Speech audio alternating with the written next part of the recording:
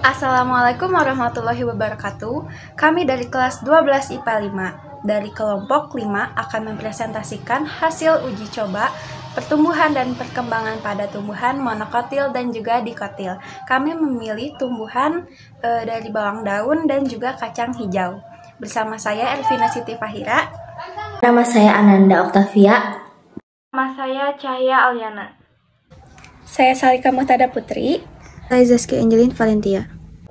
Tujuannya ada 3. Yang pertama, untuk mengetahui pengaruh cahaya matahari. Yang kedua, untuk mengukur pertumbuhan. Dan yang ketiga, untuk mengetahui faktor apa saja yang mempengaruhi pertumbuhan dan perkembangan bawang daun dan kacang hijau. Selanjutnya ada manfaat. Yang pertama, memberikan informasi mengenai media tanam dan siram yang berbeda. Yang kedua, memberikan informasi mengenai media tanam dan siram yang terbaik bagi tumbuhan kacang hijau dan bawang daun. Pertumbuhan merupakan proses bertambahnya ukuran, volume, massa, tinggi, atau panjang yang bersifat kuantitatif, artinya dapat dinyatakan dengan satuan bilangan. Nah, pertumbuhan ini dibagi menjadi 2 macam, yaitu pertumbuhan primer dan pertumbuhan sekunder. Kemudian, pengertian tumbuhan ini selalu dikaitkan dengan perkembangan, akan tetapi kedua istilah tersebut memiliki pengertian dan konsep yang berbeda. Nah, selanjutnya ada perkembangan. Perkembangan merupakan perubahan suatu individu ke arah yang lebih sempurna, yang terjadi dari proses terbentuknya individu sampai akhir hayat dan berlangsung secara terus-menerus. Nah, perkembangan juga merupakan proses menuju dewasa yang berjalan sejajar dengan pertumbuhan dan bersifat kualitatif yang artinya tidak dapat dinyatakan dengan satuan bilangan.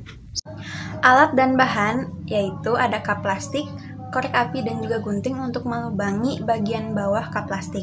Langkah-langkahnya, siapkan bawang daun untuk diberi tanda sekitar 6 cm, lalu dipotong hanya bagian putih hingga ke akar. Siapkan kap plastik, lalu masukkan tanah, masukkan juga bawang daunnya, tabur kembali tanah di kap plastik tersebut hingga akar tersebut tertutup.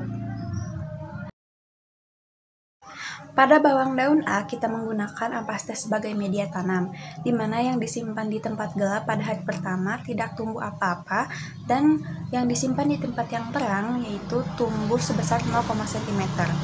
Sampai pada hari kelima, yang di tempat gelap tumbuh sekitar 3,2 cm, dan juga yang di tempat terang hanya tumbuh sekitar 1,3 cm.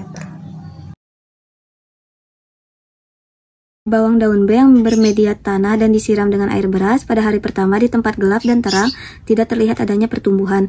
Di hari kedua pada tempat gelap tumbuh sepanjang 1,5 cm, di tempat terang 0,4 cm. Di hari ketiga di tempat gelap tumbuh sepanjang 3 cm dan di tempat terang 1 cm. Di hari keempat di tempat gelap tumbuh sepanjang 5 cm dan di tempat terang 1,3 cm. Di hari kelima tumbuh sepanjang 7,5 cm dan di tempat terang 1,7 cm. Bawang daun C menggunakan media siram deterjen. Pada hari pertama, di tempat gelap maupun terang, tanaman ini belum menunjukkan adanya pertumbuhan. Sedangkan pada hari kelima, di tempat yang gelap, tumbuhan mulai tumbuh sekitar 0,6 cm dan warnanya hijau pekat. Nah, sedangkan di tempat yang terang, daun bawang ini mulai tumbuh sekitar 5 cm dan warnanya juga pekat. Jika dilihat dari grafik, puncak tertinggi dipegang oleh bawang daun yang disirami air beras karena air beras berfungsi sebagai nutrisi bagi tanaman. Dan yang paling rendah adalah bawang daun yang disirami dengan air cucian.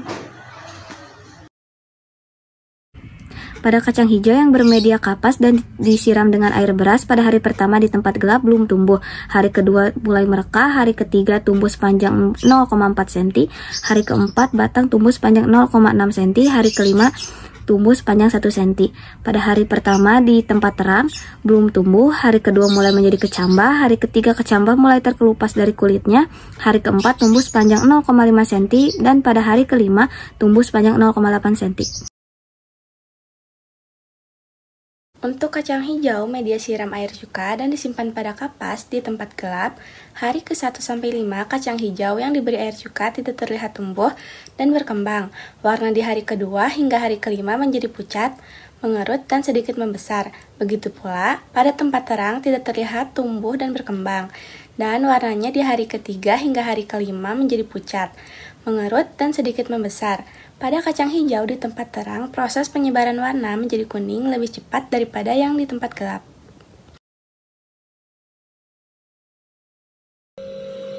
Yang ketiga, kacang hijau menggunakan media siram deterjen. Pada hari pertama, di tempat yang gelap maupun terang, kacang hijau belum tumbuh karena masih melakukan imbibisi. Nah, di hari kelima, di tempat yang gelap, kacang hijau mulai tumbuh sekitar 2,6 cm. Sedangkan di tempat yang terang, kacang hijau juga mulai tumbuh sekitar 6 cm.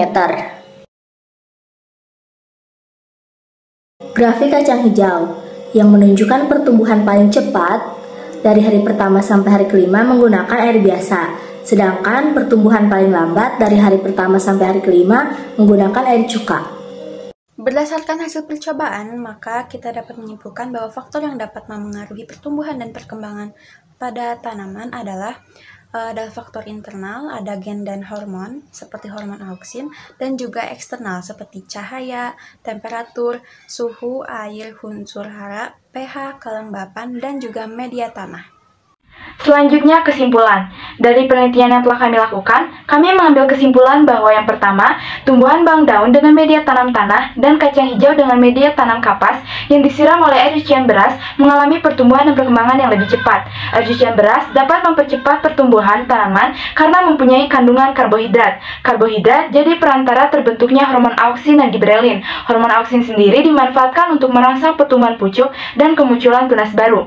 Yang kedua, tumbuhan yang disiram air cucian deterjen mengalami pertumbuhan pada tumbuhan bawang daun dengan media tanam pasir dan kacang hijau dengan media tanam tanah. Dengan media tanam tanah dan disimpan di tempat terang, kacang hijau memiliki daun yang berkembang biak dengan baik dan berwarna hijau. Tumbuhan yang disiram air cucian deterjen dapat tumbuh. Hal itu bisa terjadi karena deterjen yang digunakan ramah lingkungan. Deterjen tersebut mengandung fosfat dan natrium hidroksida NaOH yang lebih rendah daripada deterjen biasa yang masih bisa digunakan untuk menyiram tanaman. Fosfat sendiri merupakan bahan baku utama pupuk yang sangat baik untuk menyuburkan tanaman. Yang ketiga, media tanam ampaste pada tumbuhan bawang daun memiliki pertumbuhan yang sedikit lebih lambat. Ampaste sendiri mengandung berbagai macam mineral yang dapat membantu pertumbuhan tanaman. Dan yang terakhir, yang keempat, air cuka pada tumbuhan kacang hijau dengan media kapas tidak memiliki pertumbuhan. Cuka memiliki kemampuan menurunkan pH lingkungan, dan hal tersebut dapat dimanfaatkan untuk mendapatkan keasaman pada tanah. Namun, pada penelitian ini kapas digunakan sebagai media tanam. Jadi, cuka menghambat pertumbuhan kacang hijau karena menggunakan media tanam kapas. Saran yang dapat kami berikan dari kelompok kami yaitu, sebaiknya sebelum menanam, pastikan kacang hijau yang akan ditanam keadaannya masih baik dan benar-benar segar. Cara untuk menentukannya dapat dilihat dari kacang hijau yang dituang ke dalam air, apakah akan mengapung atau tenggelam. Kemudian, memastikan kesterilan alat dan bahan yang digunakan dan keteraturan penanaman tanaman. Nah, kemudian untuk media siram tanaman pada air deterjen, kelompok kami menggunakan deterjen Gentle-Gen. Gentle-Gen sebagai pelopor deterjen aktif tumbuhan yang mempersembahkan daya bersih tumbuhan tanpa 0% zat labsa. Apa sih zat labsa itu? Zat labsa adalah asam lemak organik, zat turunan minyak bumi yang larut dalam air dan diencerkan untuk mengeluarkan panas. Untuk harga deterjen ini sendiri masih bisa terjangkau. Sekian dari kelompok kami, terima kasih atas waktu dan perhatiannya. Wassalamualaikum warahmatullahi wabarakatuh.